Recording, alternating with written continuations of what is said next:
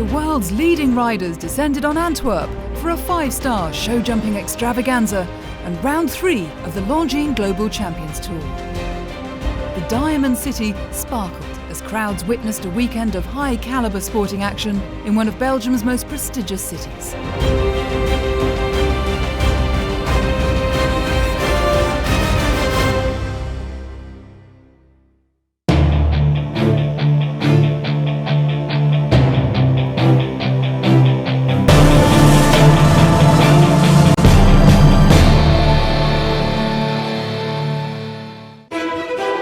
Beside the River Scheldt, the atmosphere around the Sand Arena was thrilling in anticipation of the Grand Prix.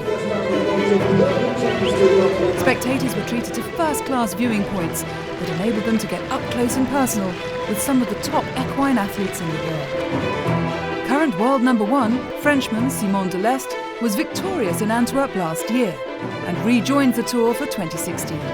We have a fantastic atmosphere, good condition, we have a nice arena. Always a super show with a fantastic organization. Germany's Christian Allmann leads the championship, just 8 points ahead of Great Britain's John Whittaker. Hot on their heels is young talent Jos Verlooy, fresh from his 2nd place in Mexico City, looking to capitalise on this on home soil. Sheikh Ali bin Khalid Al Thani, Emmanuel Gaudiano, Roger Yves Bost and Edwina Tops-Alexander are also looking to improve on their top 10 position in the rankings at this early stage of the season. Belgium is famed for its production of some of the most extravagant pralines and truffles. And in one of Antwerp's renowned confectionaries, the Philippe twins are taking time out. Me as Belgium, we should say chocolate is the best. I don't remember the last time I bought chocolate, probably for my mother. Well, this is my brother, Olivier Philippaerts, and we are twins. These young show jumping stars don't just have talent, but also modelling contracts and are quickly becoming one of the country's smoothest exports. I have to introduce him. My brother Nicola. We are based in Meeuwen-Gruithode. It's a small village actually. We have a lot of field there and a lot of forest, and we have everything that we need for the horses there. As young boys, an assortment of activities were on offer, but they both knew where their hearts really lay. We did everything. We did swimming, we did football, we did basketball, but we always came back to the horses. My father was competing every week, and I think it inspired us a little bit. We went often with as young guys, and it was super nice to see how the top sport really was, and I'm glad I did it. I'd like to do stuff with some fast cars or something, but I must say still very happy to be in the horses actually. Their sweet dreams of becoming professional riders have now become a reality.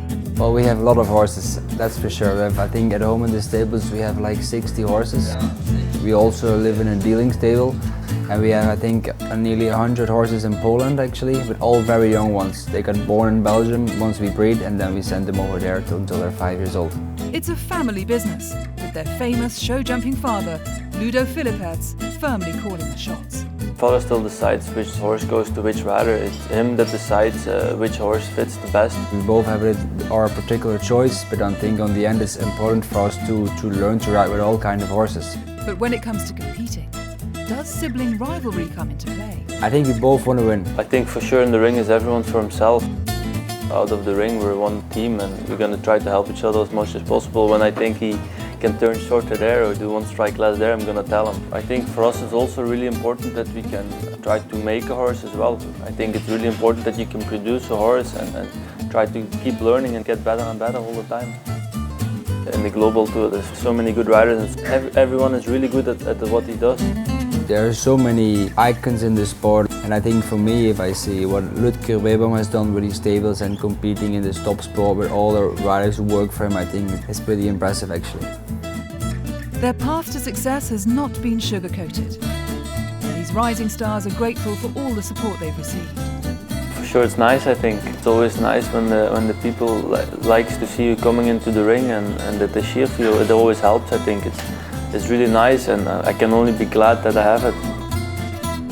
I don't want to do this for a couple years. I want to do this the rest of my life. That's really my goal.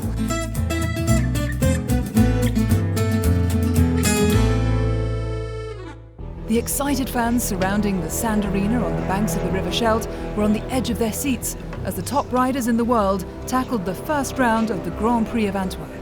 Course designer Luc Musette built the fences to the full 160-metre height, featuring tall verticals and big oxes. Lauren Hoff and Olala were the first to go, and the first to jump clear, following an impressive opening round. So Lauren Huff posts the first of the clears, gets us off to a good start. Yet again, delicacy and care were the order of the class, with light poles and cups allowing for easy rolls at the lightest touch.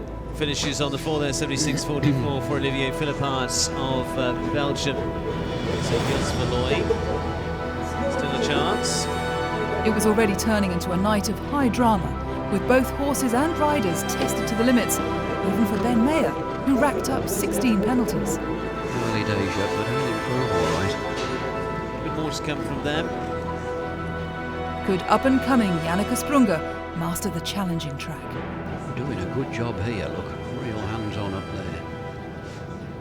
Getting a real squeeze to come off the ground there. 2 fences for our second clear with a bit of luck. Steady, wait, wait, wait, wait. Well ridden, well run. Yeah. Second and a bit inside the time. She just looked up at the clock. She'd be aware that she was holding for an extra stride down there to the last and thought had she just paid the price. Yes. But she's only just over a second inside, but that's plenty. Well, it is turn of Nicolas Philippart's now. And Escape Balusi. Oh dear. And it just got a little bit freer and freer as he went round, and he's just a little bit annoyed about that. With a fast 4 faults and not many clears, the young Belgian was hoping still to progress to round 2.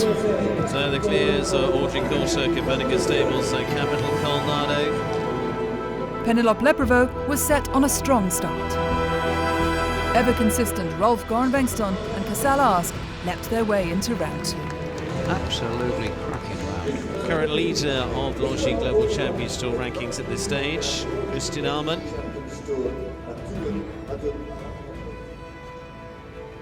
Will he continue that record so far?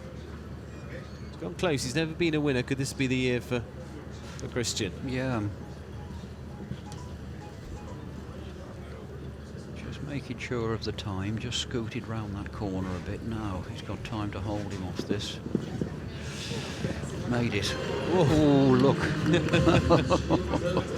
There's Julianne Melchior, his partner. He watches on, produces the clear. It is the 6th of them. Christian Alman, Codex 1. It's the 7th of the clears, Beerschwitzer and Elina. Accuracy was needed as even the lightest touch. It is a good round for Luca Beerbam, squeezes himself in there. The flamboyant Italian Emanuele Gaudiano succumbed to the tough track. He'll make the second round, but he's not going to make the jump off. 2008 Olympic champion Eric Lamars flew the flag for Canada. 26.44 from Meredith Michaels Beerbam, and unbelievable. Takes us up to the 11 clears.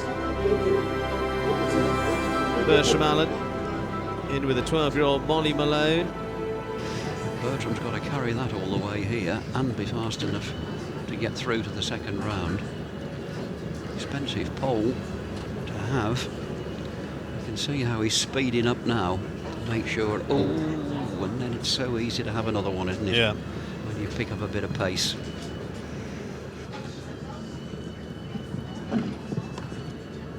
Bit of a rub at the last.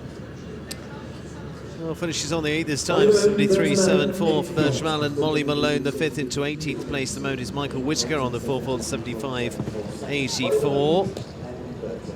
Goes clear there, Simon Deleste and Hermes Ryan. 3 left to come, and Netherlands, Harry Smolders. Euro horse Axel Valois' Emerald NOP, 12-year-old by Demontre Semi. He's so athletic, as you say. He's brilliant in front. His front end disappears, but he's got a good back end as well. And rideable. Yes. Bit of character about him, but still rideable. He's not a hooligan, is he? As Valois was saying to me the other day, there's a host of them in the field by this horse as well to come the next few years. They'll be a little bit longer yet, but that's a lovely, lovely round. yeah.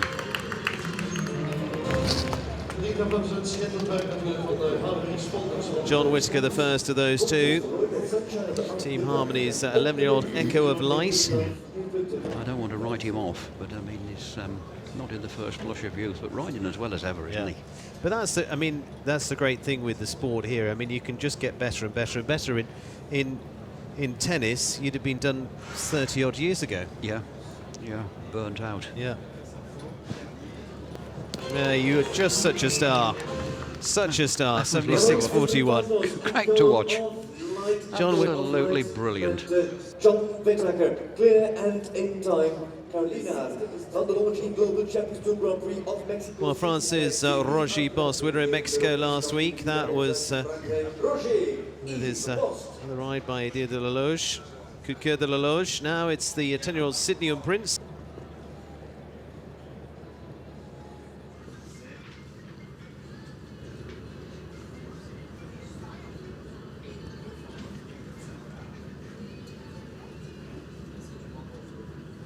You never get a moderate Longines Global Champions Tour Grand Prix, do you? Yeah. Because everybody sets themselves up for it. Yeah. They're all here, just ready to do the business. They set their program around it, they program them through the show for it, so they're all on their very best behaviour. Yeah. Nearly all, anyway. And it shows in the results. And Bosti's got one down. Finish on 14 clears.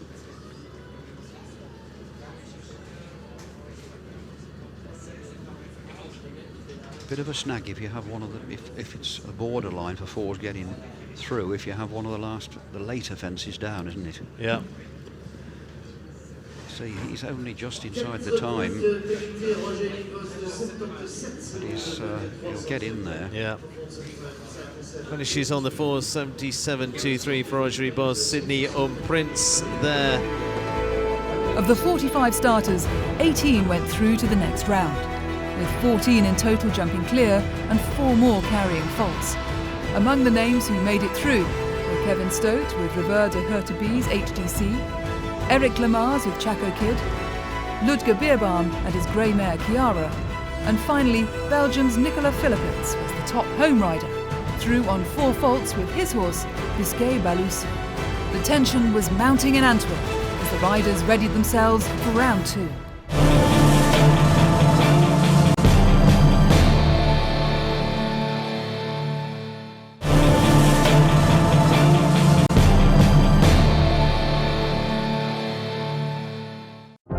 To be a successful show jumper takes hard work, dedication and a lot of training.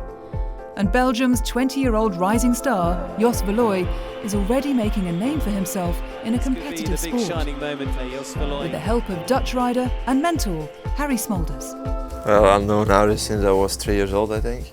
From the first day I started riding, Harry was next to the jump. It's his dad's farm. It's Axel Verlooy's farm, and from the beginning I was next to him, and all the jumps at home I've seen, and that's how he grew up. Having already developed a strong relationship, Harry is now helping direct the career of his blossoming young protege. I think it helped when I was a pony rider to have a 5-star rider as trainer. That I think that made that I was always ahead of my age. The information I got at my 25 or 30th year, he had already when he was 15, 16, you know. I tried to keep him on the highway, and when he took the wrong exit, sometimes I let him take a little bit the wrong exit, you know, and then he would come to me and then I put him straight away back on the highway. So that's why I think he has already so many big success at such a young age.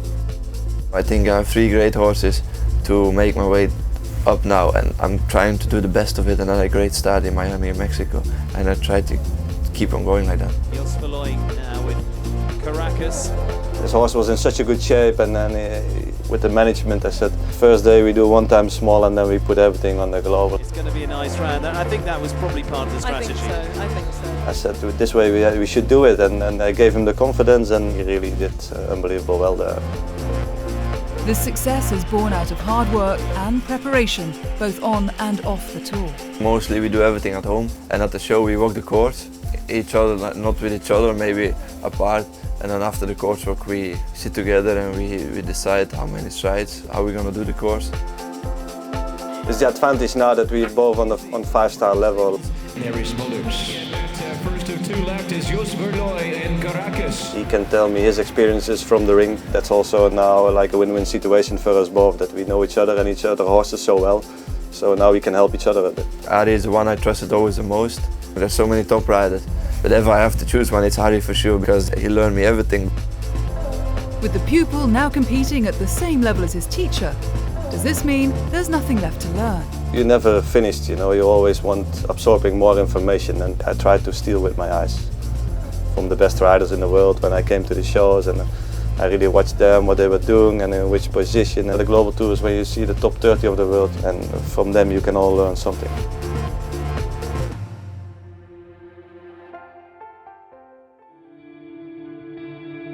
With a €300,000 prize fund in their sights, there was no room for error in round 2, with the riders returning in reverse order of score and time. Keeping the challenge consistent for the high calibre field, the second round threw forward many questions for the world's top combinations. End of his game for today, I'm afraid, for Nicolas Philipparts. Penelope Leprevost blazed the way into the jump-off. Superb. She'll take all the beating, won't she, tonight? Well, Penelope Leprevost produces the first of the double clears, books her place in the jump-off. An unusual refusal from Harry Smulders meant he would drop down the field, much to the crowd's disappointment. Ranking leader and world number 2, Christian Alman, also collected 4 points. Meredith Michaels-Beerbaum mastered the second round. 69.03 on the clock and a clear on the board, so it gives us the second of them, Meredith Michaels-Beerbaum, and unbelievable. Rolf and Casall ASK exuded style and class as they took the course in their stride, earning themselves a place in the jump-off. Well, it gives us number 3, Rolf Hermes and Casall ASK begin their campaign for 2016. But the course took its toll on Frenchman Kevin Stote and Swiss Pius Switzer. Finishes on the 4, 65.60 for Elina and Pius Switzer.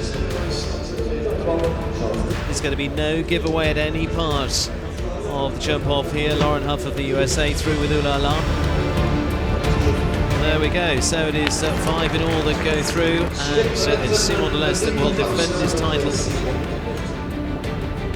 With 5 double clears, it promised to be an exhilarating jump-off to decide who would be crowned Antwerp's Grand Prix winner. Fast, furious, there's going to be a blazing trail across the arena, and away goes the French lady. Look at the angle to start off with there. Now, in between those 2 fences, no point coming inside that fence, I don't think. Somebody might sneak in there. These 2 massive oxers at the gallop. Now, the first 2 bits, ooh, look at this. She knows what she's got to do, and she's doing it. Taking one out down there, that's a brave shot to that, but you can do it on this mare. Look at this massive vertical. Oh, now go, go, go. Whew. That is quick. That is quick. Lays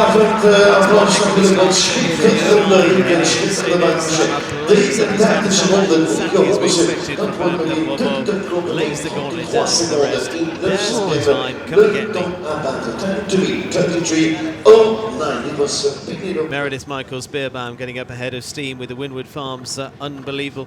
Different prospect this one, I mean for me this is a locomotive. Yeah, definitely. Get it wound up and get the coke going and the coal fires burning. But, you know, Meredith isn't... She's got inside there, look.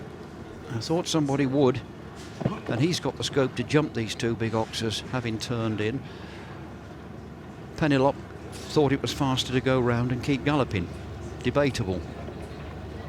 I mean, this is a different horse, but she's giving it her best shot. Now, look at that vertical there to turn back to. 33.09. She's not going to get there. She's given it her absolute best shot. Jumped a hurler of a round. 36.44, nearly 3.5 seconds slower.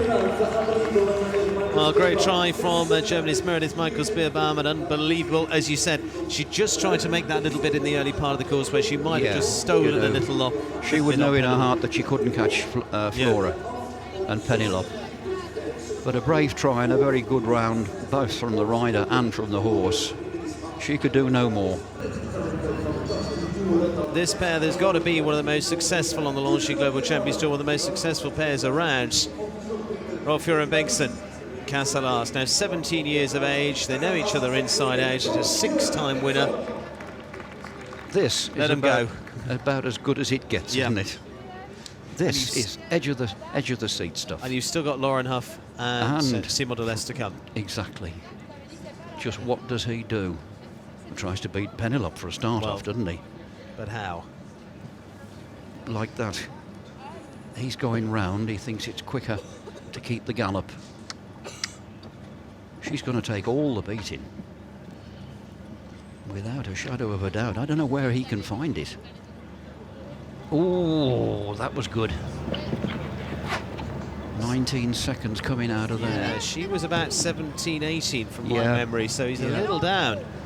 33.09, there's the time to beat. It's not far away, but he's not going to get there. A great try. 1.5 seconds slower. Yeah. And if somebody's taken 1.5 seconds out of him, yes, that's fast. 34.59 from Rolf-Göran Bengtsson. Casall ASK will leave them in a good position. Okay, sits second at the moment, but he couldn't do any more.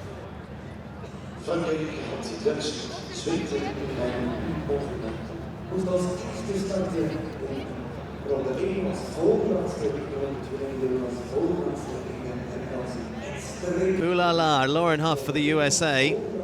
His 12-year-old by Orlando. Prove themselves again and again. Look at the look in her eyes. Just final look around the course. Steely glare.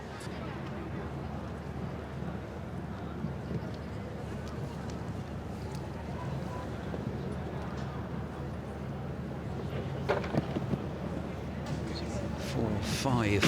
Oh, no. They are big, I tell you. Big fences, big jumps.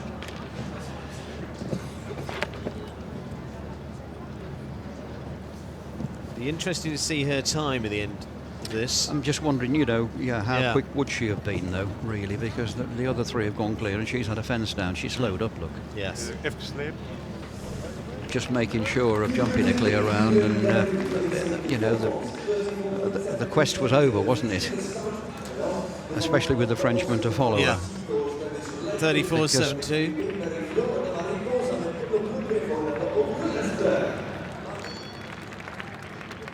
On the list, and the lightning bolt that is Hermes Ryan.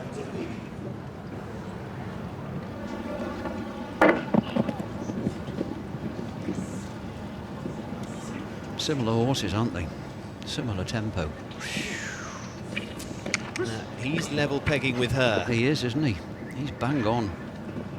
Ooh, what can he do? How can he turn it? The time needs to come up. 33.09. There it is. Gallop. Gallop, gallop, gallop. So close. So close. 33.79. Not quite. No, not quite. What a jump off. Well, into second place for Simon Delestre. Trying his socks off there. 33.74, in fact, the final time for Simon. Hermes Ryan. Penelope Leprevost stays ahead on 33.09. Rolf-Göran Bengtsson in third, 34.59. And exactly as we expected, Steve. It was a no holds barred. No, she had the guns to do it. Yeah. But she still had to do it, and she did. Yeah. Yeah, a magnificent jump off. What a super class.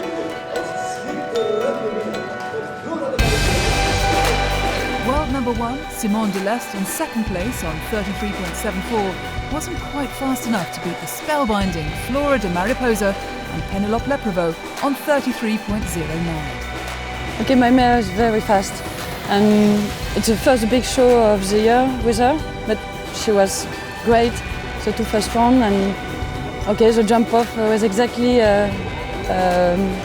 what I planned before when I walked the course. So okay, it was perfect today, and Simon was second today. It was a sensational third round of the 2016 Longines Global Champions Tour season, with ranking leader Christian Alman maintaining his lead and now currently sitting on 97 points. Yeah, first of all, I'm really happy about the overall ranking. With the class, not really happy. Codex jumped actually quite well, but had a really unlucky rail in the second round. At the end, the 8th place. it was okay, but I was hoping for more. Both rounds were big enough, but really fair. Poles everywhere, and 5 in the jump off, so the result was perfect for Luc Mozet, and it was an amazing jump off.